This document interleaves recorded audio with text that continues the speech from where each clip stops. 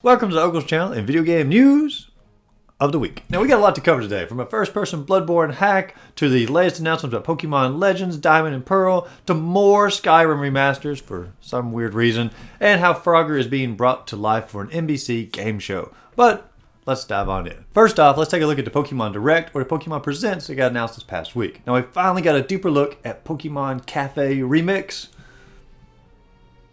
But once they got all of their useless pay-to-play Pokemon crap out of the way, they finally gave us a deeper look at the things that we actually tuned in for the Direct for.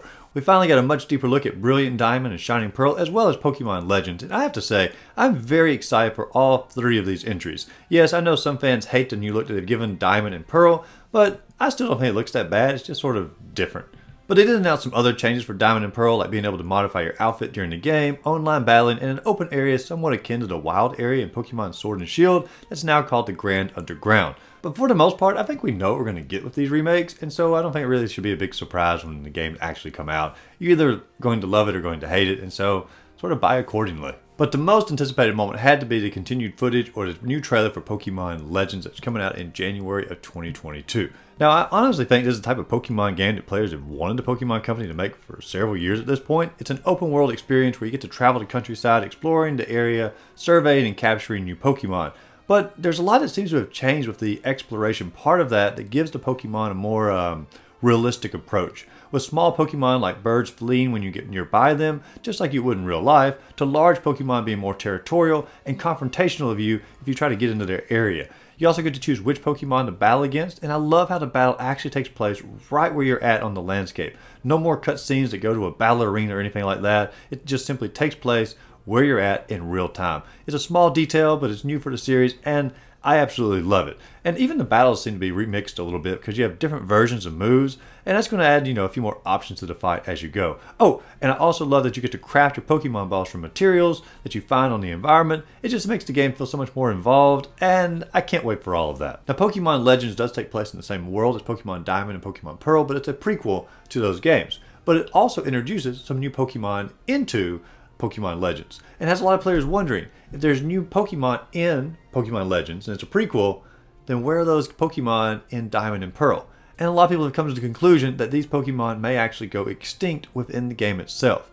Now, this is not new for the Pokemon series to have extinct Pokemon. In fact, it goes all the way back to the very first game, Pokemon Red and Pokemon Blue. But perhaps we'll actually get to see what happens to these Pokemon, and it could end up being a pretty heartbreaking part of the Pokemon Legends storyline.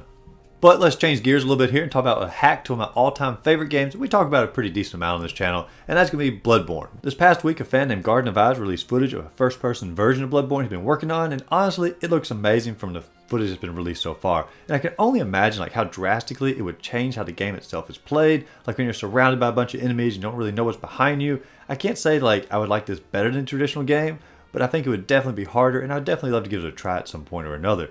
And especially if they decide to make it a VR game, which by the looks of how the hands just sort of float there on the screen here, it makes me wonder if that's part of their intention on down the line. But we'll have to wait to sort of see where this project goes. And speaking of reworking older games, it looks like Skyrim is going to be coming to the next generation consoles with the Skyrim Anniversary Edition. And at first, when I heard this, I was just sort of like, why? Just why? There's no shortage of ways to play Skyrim at this point, and why are we reworking it yet again instead of working on maybe a new Elder Scrolls game? But then I read more about it, and this one actually includes all of the DLCs. It also includes some extra quests, things like that. And maybe it is time that I finally dive into this game, because literally everyone has told me to play it for the last decade of my life, and it seems like the kind of game I would like. I just simply haven't played an Elder Scrolls game since Elder Scrolls 2, Elder Scrolls 3 on the PC. It's been a long time. But it does beg the question, are they ever going to make another Elder Scrolls game, or is Skyrim just going to be remastered forever and ever and ever and ever? And ever and ever and ever and ever. And some random news, NBC is going to be making a game show based upon the video game of Frogger. So we're finally getting a American Ninja Warrior meets Wipeout meets Frogger with all the scenery and all the atmosphere of the video game.